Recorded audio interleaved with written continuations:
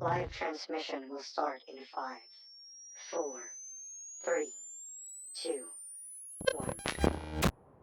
My face filled the screen, blotchy and indistinct in the straggly light of dusk. The camera struggled to find its focus, and the whole picture blurred before clearing up again, elucidating the sharp lines of my jaw, the uneven ridge of my nose. The rest of my features, the freckles, the faded acne scars, were too faint to make out. The street lamps outside the apartment had flickered off a few minutes ago, and the watery rectangles of light from people's windows had blacked out too, plunging the whole street into darkness. The thin sliver of the moon emitted barely enough light to create shadows, and the stars had not come out tonight, making everything seem depthless and impenetrable. A void, lifeless and hollow. On the screen of my cell phone, the paleness of my cheeks and the faint glimmer of my eyes were the only things visible. Behind me, the darkness bled completely. I was right, I began. My voice came out strangely muted and far away, as though the darkness had somehow dampened it. I was right after all. This is the end for us. I paused, trying to gather my words together. I only had so much time, and yet so much to say. Everything had happened so quickly, so suddenly. Even now, my mind was reeling, trying to comprehend everything. Flicking a glance to the window, something moved against the dusk. A bird, winging by in silence, before disappearing behind the rooftops. Its pale gray wings catching the moonlight. When I returned my gaze to the screen, the face staring back seemed almost unfamiliar, a stranger in the dark, twisted by burgeoning fear and hopelessness. I no longer recognized myself. The whole street has gone dark, I continued, pouring strength into my words, fighting against the darkness, threatening to consume me. It's already starting. I hadn't thought they'd start so soon. I paused again to swallow, wetting my lips with my tongue. I don't have much time, but I'll say what I can. I shifted the phone to my hand as my fingers began to cramp. A streak of pale moonlight cut a shadow behind me, as though, for barely a second, I wasn't alone here. I continued. I can see everything from my window, but I have no doubt that every street across the city is out of power. This is how it begins. They suck us dry, so that we're powerless to stop them, so that we're blind and helpless in the dark. The energy they've taken is what they use to fuel the experiment. Such a large feat requires a large enough power source. The moment the lights went out, I knew what was happening. Each breath that tumbled from my lips fogged the screen of the cell phone, and the air I sucked in felt dry and warm, tingling against the back of my throat. I reached over and unlatched the window of my fifth-story apartment. A chilly draught swept in, stirring the hair around my face and making the light bulb above me swing with a gentle creak. There's a lab in the city across the bridge, I said, my voice wavering as the wind picked up, gusting through the room. In the distance, I heard a dog bark. A gate clanged open and shut. They advertise themselves as a simple research and development center, but that's just a facade. The intelligence that I've managed to gather shows that they're harboring some kind of particle accelerator. It's more advanced than anything I've seen or heard before, and their primary goal is use it to... I paused, shaking my head. My eyes darted to the corner of the screen where it was counting the recording time. Over 3 minutes already. I was running out of time. They're using it right now. That's why the lights are off. Not just in my apartment, but the whole street. Probably the whole city. They're planning to... Something thudded against the wall opposite me, and my whole body went still, eyes growing wide as I stared across the darkened room. Part of me expected to see eyes looking back, inhuman and strange, watching me from the shadows. But I was alone. It took me a long second to realize it was probably just my neighbors. Stumbling around in the dark, I forced my heart rate to slow down, channeling a deep breath through my nose. I lowered my voice to a furtive whisper, holding the phone closer so that my face filled the screen. I've been led to believe that. No, I know that the scientists who work at the facility aren't what they seem. They're cultists, member of an ancient sect that transpired to summon the evil gods to our world. And now, they're trying again, abandoning religion and superstition for cold, hard science. They built the particle accelerator as a means to experiment. Their ultimate goal, to create a wormhole. They mean to summon a portal through which something dark and terrible will be able to enter our world. My voice grew shaky again as fear took over. My skin flushed and then went cold, as though my body was becoming feverish. I moved closer to the window, my feet silent against the carpet. The smell of cigarette smoke and takeaway food drifted up towards me. The street itself was quiet and still. It seemed a strange contrast to the dread I was feeling inside. Nobody else knew what was happening. They basked in their ignorance. They would be guileless and naive until the end. But not me. I knew their secrets. I knew their lies. This was my last chance to expose them. This darkness, I whispered, lifting my gaze to the rooftops. The sky bled into the horizon itself, becoming indistinguishable. The houses and cityscape were nothing but a smudge in that gloom, a blemish on an obsidian world. This darkness is not natural. It comes with the darkness. This ancient, primordial being that will come through the wormhole. The darkness is its calling. This is how it will find us, and we will be powerless to stop it. The words fell from my mouth without comprehension, dredged up from the depths of my subconscious. Part of me barely knew what I was saying, but I was driven by a desire to keep speaking.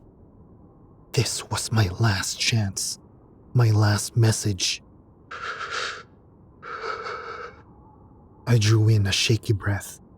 Each thud of my heart seemed to shatter through my ribcage, so loud I thought the whole street would be able to hear it, if anyone was listening. To those of you out there listening to me now, know that the end is coming.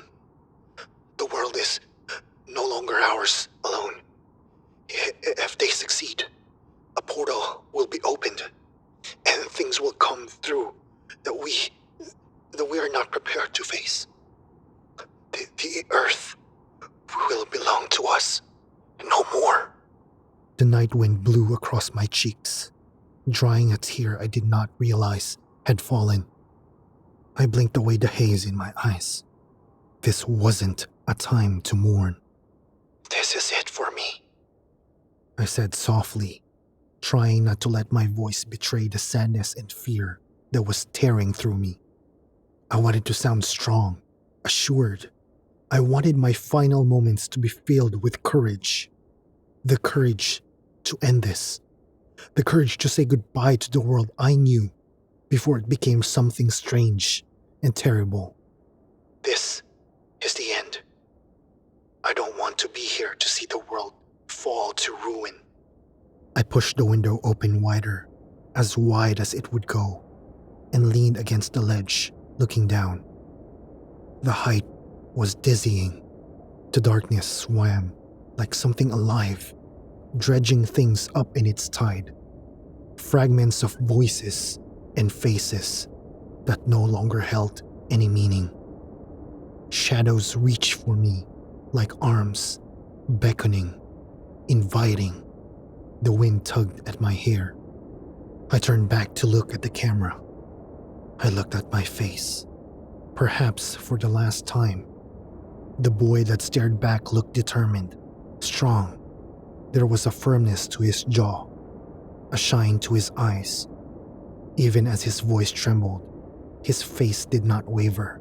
His fear did not seep through. This is my last message to you.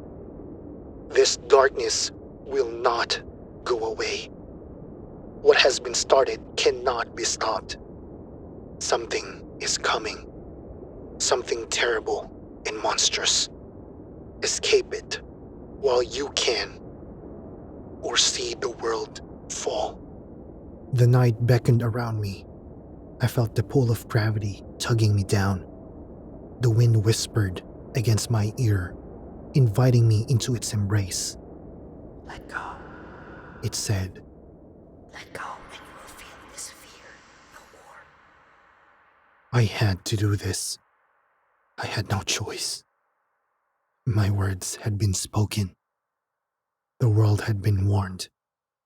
I would not be here to see this darkness win. I will not have the same fate as Robert Blake, I said, my final words before letting the night take me. Live transmission ended. Hundreds of years ago, in the vast expanse of empty space between Earth and Mars, humanity was given its first glimpse of a black hole up close. It appeared without reason, as though it simply decided to show up. There was no collision nor collapse, but looking through it, the light from distant stars sent thousands of years ago warped around its corona and was absorbed by its nigh infinite density. A black hole the size of a planet isn't large by any particular standards, but its repercussions were greatly felt and impacted life on Earth overnight for perpetuity. Our seasons, once a predictable cycle of waxing life and waning death, had ceased to be so inevitable as the intense gravity of another planet instantaneously interrupted the phases of life that we had depended on. As we orbited the sun, the gravity from the anomaly lengthened our year and pulled us away from the sun, only to swing closer to it as we left its pull. Parts of the planet had become entirely uninhabitable, be it to flooding, fires, freezing cold, or the ceaseless storms that our planet had succumbed to. From the flux of pressures due to the instability caused by its appearance, initially, the rich survived, with entire countries being erased from the map, wiped clean off, labeled as no longer habitable. Those without access to water, to healthcare, to a safe place to stay away from the brutal conditions wrought by this calamity in the sky were obliterated with barely a tear for them. There were more pressing matters at hand than crying over spilled blood. Of those that survived the initial destruction, the world's finest minds were assembled and money practically thrown at them. The remainder of Earth's resources at their fingertips, in the hopes that they could make this world-ending problem go away. It was a little late to be giving the power to the people with the knowledge to make the right decisions instead of self-serving politicians waging wars over petty squabbles or squandering assets fruitlessly. But better late than never. They began to study it immediately and soon concluded that something else was on the other side. The life we had been looking for had also been looking for us, and it was something that could punch its way through the immensity of space. Something that was coming for us. The effects of the black hole weren't even a warm-up. That was just a coincidental side effect. Whatever it was that wielded such shattering power, they designated as the target. Somehow, they knew we still had time. Relativistic time. as the target approached us at incredibly high speeds. Time for it slowed, giving humanity a brief window to make their chance to deal with this threat. Efforts to study how to dispose of a black hole amounted to nothing, and it was too late to find a habitable planet in a safe enough distance. So Earth's decision boiled down to an immense space station armed with a cannon capable of planetary destruction. A crude but appropriately human decision. At the time, the International Space Station housed a crew of 3 to 6 people, and yet they sought to build a spacecraft capable of housing and sustaining hundreds of thousands of people. The station had been aptly named the Spes Ultimum, and on a cloudless night was visible from the surface of Earth as a blinking light in the heavens, occasionally vanishing from view for weeks as it orbited the black hole. As it moved behind the event horizon, studious viewers with telescopes could watch as its light bent and warped around the black hole, illuminating its event horizon like a halo around the astronomical wonder. It had been built to be functional, and so luxuries were few and far between. Given the age of the parts that had been built initially, a great number of work hours were spent simply holding the beast together and making sure systems remained operational. In its earliest form, gravity had been an afterthought for the generations that followed, and railings still littered its oldest holes between tangled wires and long LED lights. Bit by bit, the monstrosity had been built with generations of work put into it, as they tried to catch it up to newer and better technologies. As it always does, time ran out. The final weeks before Instant Zero, as it had come to be known, were mainly checks on the huge amounts of systems throughout the station and a final inventory of its staff and stock. Everything else came to a standstill as the weeks turned to days, to hours, until finally, the one moment that had been hundreds of years in the making came to pass. Everybody aboard the Spes Ultimum, from high-ranking officers to janitors, had been invited to the viewing decks to watch the culmination of humanity's efforts as the clock ran down. Some people chose to avoid the crowds and watch from the other decks. Some foolishly waived the opportunity to watch at all. One man had little choice but to watch through the window of the infirmary from where he lay in his bed. Through the other side of the thick window, he watched the stars glitter and twinkle on their backdrop of empty darkness. Watching their outlines twist and bend to form a razor-thin ring on the outline of the black hole and then vanish entirely as they passed behind it. From what he could see, there was nothing there other than a large circle of complete obscurity. There was a sweet irony in the fact that its complete nothingness, the lack of form, was the proof of its existence. Beneath the sheets, his leg had been cast in a hardened mycelium casing, and it itched terribly from the lack of ventilation. But watching what was about to unfold drew his mind from the discomfort. His attention was broken by a gentle shush from the door opening. The familiar face of his nurse glanced his way and smiled as he turned his head to greet her. "Shouldn't you be watching this?" he rumbled lazily.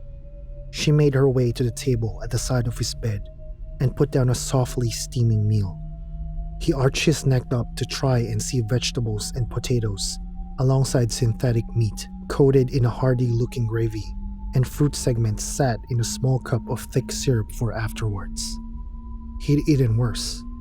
Without speaking, she walked over to the window and peered out. She turned her head and locked eyes with him. "I've still got time."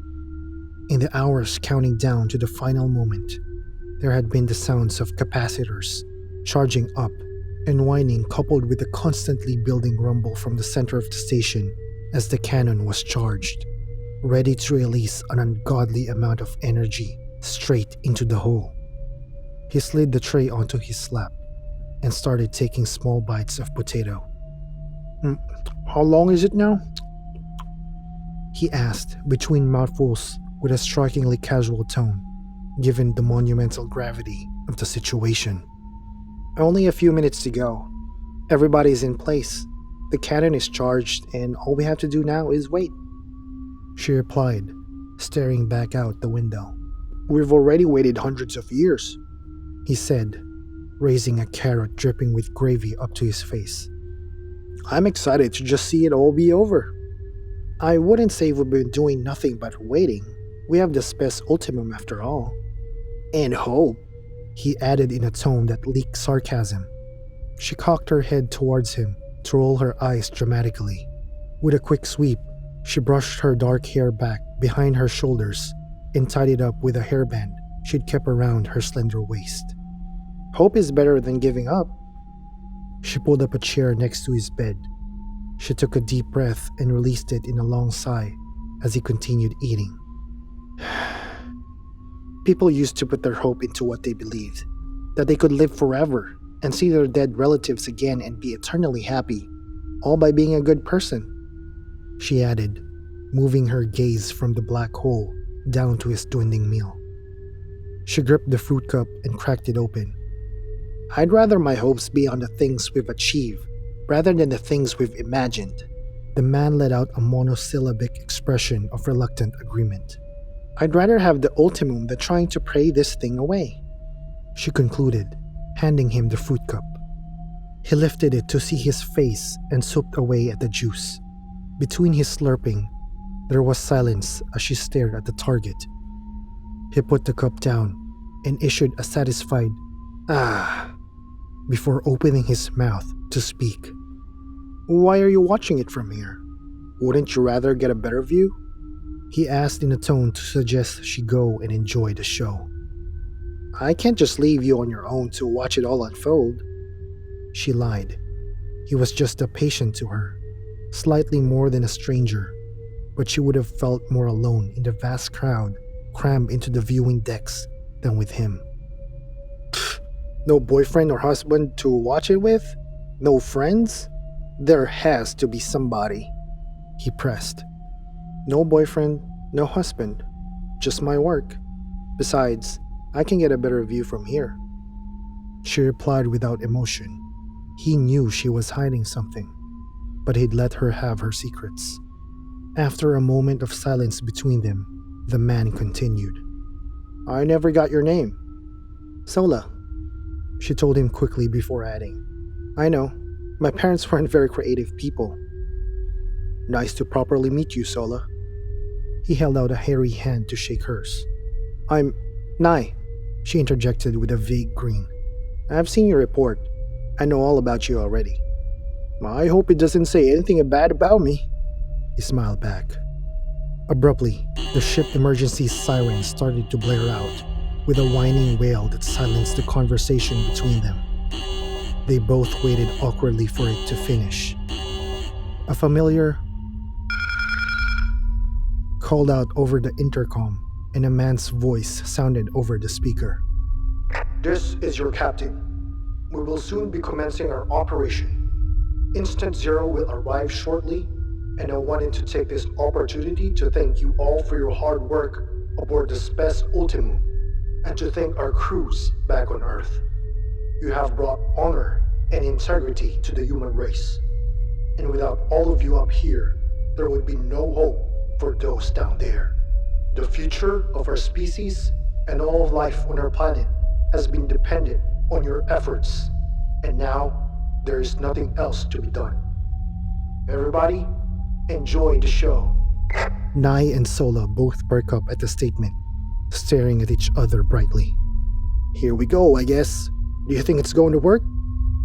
Nai asked, moving his gaze back to the window. "It doesn't matter what I think at this point. We're about to find out."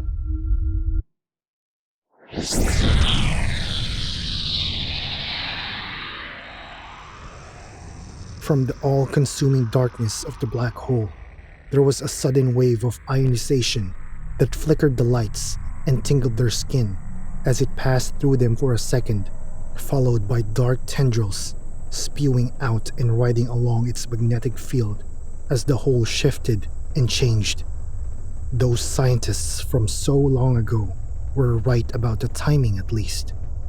More and more wisps erupted from its dark interior and wrapped around the body, warping and bending around the event horizon as they re-entered. There was a sudden flash that brightened the sky out the window, but remained dimmed around the hole, followed by a heavy rumble and shake from the entire station that rattled the bed. An uneasy look washed across Sola's face as she gripped the side of the chair in which she sat. An enormous wave rippled through the structure that knocked her to the ground as the cannon fired silently into space. The lights flickered again, but this time they went out for good. Without the red glow of the emergency lights, it was obvious to them both that the backup power was out too. Something was wrong. Something was very wrong. The ground hadn't stopped moving, and as the flash subsided, they could see stars shifting from through the window. Nye's finished plate started to rise from its place on the table, and even the table itself began to lift from the ground. The artificial gravity had failed, and they realized as they too began to float freely through the infirmary. "Oh shit! Shit!" Nye exclaimed, attempting to hold on to the bed and forced himself back into it. Sola tried to grasp the chair and force it under the bed, thankful that the large pieces of furniture were secured for just an eventuality. "Are you alright?" she asked in a panicked tone, attempting to stow loose items that floated in the darkness. "I'm fine, but what happened?" Nye sputtered, his eyes fixed on the window. "I don't think we're attached to the station. Shit, look!" He pointed to the window, his other hand still gripping the bed. As their now freed section of the ultimum swung about, the large clouds of debris from the station came into view and eclipsed the stars. Hundreds of years of work, the culmination of humanity's existence, shattered and broken in a flash. Hundreds of thousands of lives extinguished instantly. Sola kicked herself off the floor and drifted over to the window to peer out. She didn't say anything, but Nye knew from the way her eyebrows drew together and her mouth sat agape that she didn't have any good news for him. "Stay here," she instructed before leaving the way she came. Nye just watched out the window and held himself in place, watching as the wreckage of the station swung back out of view, and a cloud of nebulous gas hung where the target had been. He could see the stars beyond where it had suspended in the sky. At least this gambit had worked.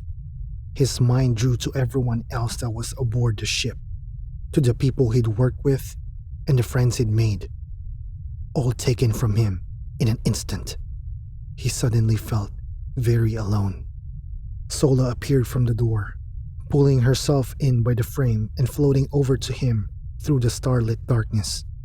"We're sealed in. I didn't find any leaks, so I think we should be alright for now," she said, trying not to think about the immediate future. "Did we get it?" she asked in a mixture of fear and excitement. Nye took a deep breath. "I think so. I can't really see much of anything." The view from the window swung past Earth, but there wasn't much to see, other than the millions of tons of spacecraft in pieces drifting lifelessly through space, covering their view. "The black hole is gone. That's something." "Did you see the target? Did it come out?" Sola questioned quickly. Just a big flash. Then everything fell apart." Nye answered, but he wasn't quite sure of what he'd seen. Everything was so sudden. Sola scanned the room, trying to find something to help their situation. The console on the wall was entirely black. There was no power to any of the systems. The lights were out, gravity was gone, and what air was locked in the room with them would soon become tainted and unbreathable. The heating system would be entirely broken too. and with no way of sending a signal to anyone, there was little hope that anybody would come for them. Even if they did, it was unlikely they'd even be able to reach them in time. Her eyes fell blank as she realized there wasn't anything that could help here. They were trapped in this piece of wreckage, floating through space, with no control over their destination and no certainty of their survival. Well, we're well and truly fucked, aren't we? Nye whispered. Sola wanted desperately to try and disagree, to argue that there was still hope to cling on to, that someone would come by and pick them up. Beyond that, she wanted to say that the world was saved and that humanity would thrive again as they had before, but she couldn't be certain of that either. Through the gentle twinkle of the stars reflecting on her face, he could already see her answer in the expression she wore. He pulled himself up in the bed to sit properly, as best as he could, without gravity holding him there. The heady realization that the end of their lives loomed over them humbled them both to silence. Nye reached out and grabbed Sola's hand, and she looked over to him. "It's been an honor serving with you," he said in a somber tone. She faked a half smile, the best she could muster given the circumstances. Besides, he didn't really even know her. How could it have been an honor? "I suppose we just wait now," she replied after a moment, attempting to hold herself steady against the wall by the bed. "It's not like I'm going anywhere," Nye joked morbidly, lifting his leg. "I'm just glad I'm not alone. Thank you." "I didn't exactly plan this, but you're right." She eyed the cloud of debris from the ultimum from the window. "I hope this was all worth it." Nye followed her gaze. "I don't think we'll get a chance to find out. I was hoping we'd at least get to see it. To see something. We didn't even get to find out what we were going against." Sola hadn't even realized she was curious about that too, until he mentioned it. "We didn't even know if it was hostile. If it can travel through space like that, it can probably wipe us out in the blink of an eye. If we took the chance that it was friendly and it eradicated us, whose head would that be on?" "Everyone's." "But how did these scientists so long ago know that something was coming through there? It's not like they sent probes in, and even then, they wouldn't be able to get them out again to pull data from them," Sola voiced with a slight concern. "I don't even know how they got the timing right. Seriously, how? Hundreds of years ago, did they manage to calculate the exact time the target was going to appear? What did they know that we don't?" It all seemed too perfect to him. Perhaps there was a mathematical formula based on the readings they could take, but science had come a long way since then, and they wouldn't even be able to do that now. "I'm just glad they got it right. I don't think it matters now they got the numbers. Maybe they wrote it down somewhere," Sola answered with a shrug. "Oh, not like they'll teach that to anyone. Everything has been about the target for so long. About building the spes ultimum and protecting the world. They used to teach kids about everything. Art, cooking, religion, history," she listed. She wondered what those classes would have been like, instead of just practical lessons based around the station. "What did they teach you in school?" Nye took a second to think about it, raising a finger for each class.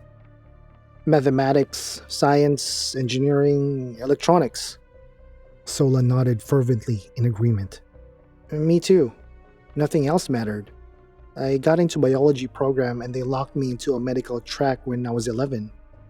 I got put into hydroponics. I wasn't interested in plants, but the science behind it I found pretty interesting." He looked on in thought for a moment. "What class would you like to take?" Sola considered the question, but quickly came up with a response. "I know it's silly now, but languages. People spoke lots of different ways before. I've always thought it'd be nice to speak another language. You wouldn't be able to use it these days. I know. It's just interesting. How about you? Hmm. History, I think. We've been around on the planet for a long time, but all they ever tell us about the time before the target was that humanity lived in peace, whatever that means. We can't just sit around living in peace for thousands of years. There are probably a lot of things that we can learn from the past. Probably a few things they'd rather keep hidden too. Maybe something that would have helped us out with this. I'd like to find out about the future too. Everything has been leading up to Instant Zero, and now that it's come and gone, I wish I could find out what happens to the world. Sola took her hair out of the hairband and pushed her hand through it to attach it back to her wrist. She wasn't operating in a professional capacity anymore, and there was nobody to reprimand her, even if she was. Maybe that's selfish of me. Maybe I was never meant to know what happens next. What do you think will happen? I don't know. Maybe they'll teach languages in history now? Sola flashed her teeth in a slight smile. Given all that was happening, the death of hundreds of thousands of people minutes before and their own impending demise, she was actually cracking jokes. Nai smiled back as best as he could, but ignoring the problem wouldn't make it go away. With the target gone, maybe they will. This cult we've born into, the target, Instant Zero, this sole sacred focus, there's no reason to keep it up anymore. Maybe people will be free to choose their own path and focus on the things that make them happy. Maybe we can work on fixing the world instead of protecting it.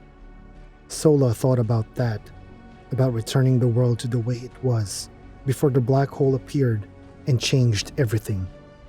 Forests, lakes, polar ice, predictable temperate weather. It sounded like paradise.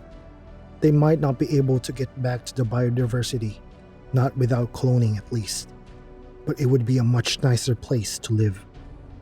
She pictured the moments after the black hole appeared and imagined living through that before asking, the target, whatever it was, do you think it'll be back? The thought hadn't crossed his mind. If it does, or if there's another one, let's just hope it won't take hundreds of years to prepare for. Really, he knew it didn't matter since neither of them would be there to find out. It wasn't their problem anymore. Silence filled the room again. Do you think we did the right thing? She asked quietly, curling her knees up to her chest as she floated against the wall. We did what we did. There's no changing it now. Even if there was a better way, we can't just scrap something this big halfway through. You know, I heard of a few people questioning the project from the start, but they just vanished. Something struck the side of the infirmary, rattling the walls with a low steel groan and sending the room spinning slightly. Sola quickly grabbed the bed and pulled herself on top of Nai, pushing him into the mattress to keep them both in place. I'm not sure how long we have, she murmured despondently. It doesn't matter. I'm just glad you were here with me until the end. It's a lot more than everyone else got. At least, they didn't suffer. Sola's eyes became glossy as she fought back a tear. Thank you.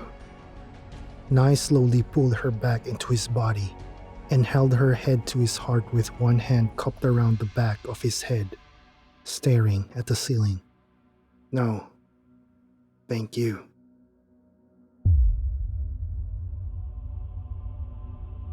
Hey, sci-fi horror fans. It's Kian. Thanks for listening. Did you enjoy this story? Let us know in the comments below. And remember, stay cosmic.